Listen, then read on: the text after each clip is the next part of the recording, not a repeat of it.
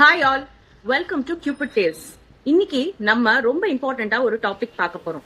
Narcissist அப்படிங்கிற ஒரு விஷயம் காதல்லையும் திருமணத்திலையும் ரொம்பவே முக்கியமான ஒரு விஷத்தன்மையான ஒரு ட்ரேட். இது ஆண்கள்லயும் இருக்கும், பெண்கள்லயும் இருக்கும். இன்னைக்கு நம்ம பார்ட் 1 ஒரு நார்சிசிஸ்ட் ஆண் எப்படிப்பட்டவங்க அப்படிங்கறத தான் நம்ம பார்க்க போறோம்.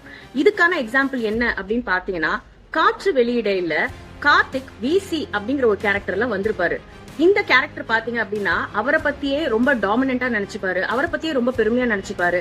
அதே மாதிரி அவருடைய பார்ட்னரான லீலாவை ரொம்பவே மரியாதை பூர்வமா பேசிட்டே இருப்பாரு. சோ இந்த மாதிரி ஆண்கள் தான் நார்சிசிஸ்ட் ஆண்கள். எல்லாமே தன்னுடைய கண்ட்ரோல்ல இருக்கணும், அவங்களுக்கு எல்லாமே பவர்ஃபுல்லா இருக்கணும், அவங்க தான் எல்லாமே அப்படிங்கறதையும் செய்வாங்க.